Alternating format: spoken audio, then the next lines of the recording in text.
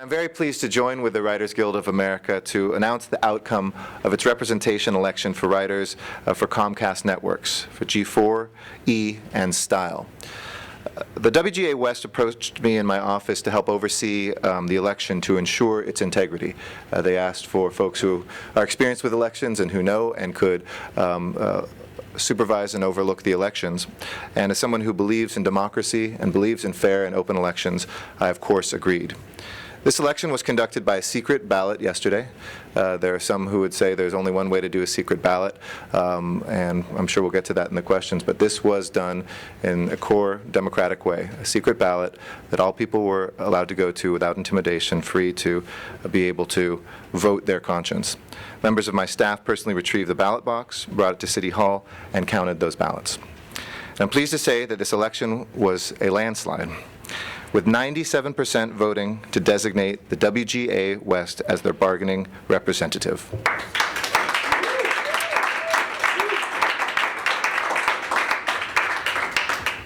We've seen how collective bargaining has improved the lives of millions of workers and their families over the years. For nearly a century, Hollywood's writers have benefited from a guild that has fought for fair credit, wages and working conditions, quality health and pension benefits, and the list continues to grow. I think it reflects who we are as a city and what Hollywood is as an industry and should be. This list continues to grow even as technology has brought about major changes to the entertainment industry, but people and families are still people and families. They require a fair and decent working wage and conditions that they can support their families and have dignity in the workplace.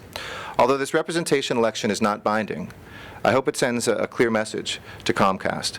These writers are serious about organizing, and they want Comcast to sit down with the WGA West and negotiate a contract.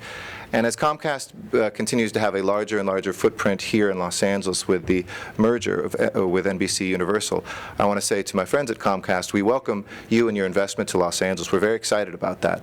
But we also want to make sure as you come to Los Angeles that you reflect the continuing values that we have here for our workers, the contributions they make to our local economy, and that we all pay a price when we don't have those wages and benefits. Government has to pick up those pieces in health care and in other social services. So I want to thank everybody who participated in the process.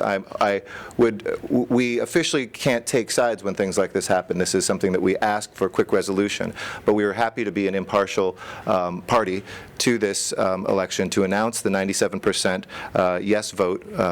And the route that Comcast has directed, I think, its workers to take is a longer route. We hope that this can get wrapped up as quickly as possible because as a leader here in Los Angeles, we want to see peace here. We want to make sure that there is stability to our industry, and we want to get people to work and continuing to produce amazing product for the rest of this country and this world. On behalf of the organized writers of Comcast, I would like to thank LA City Council President Eric Garcetti and his staff for monitoring this election and ensuring its integrity. Thank you very much. They've done a great job serving workers in the entertainment industry in their district and throughout the city.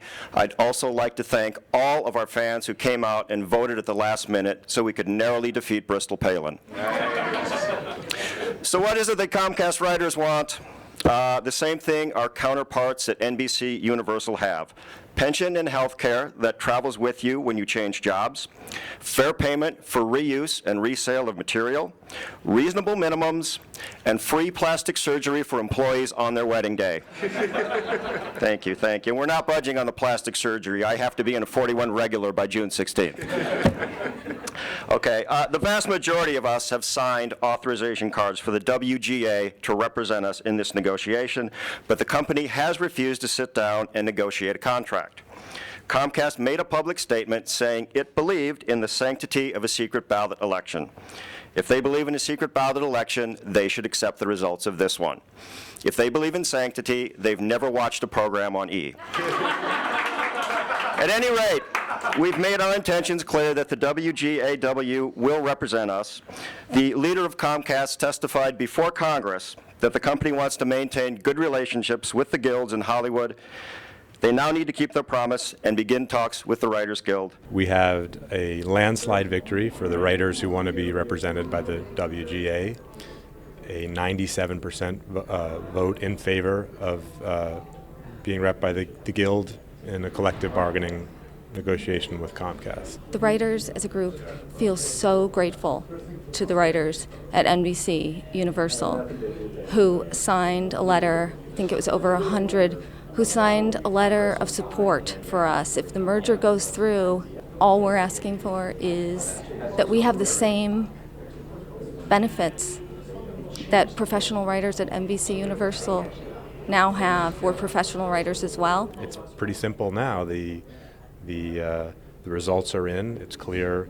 A 97% victory in the actual vote, and over 80% of all the writers of scripted shows at Comcast are in favor of guild representation. So it's time for Comcast to acknowledge that and sit down to the collective bargaining table.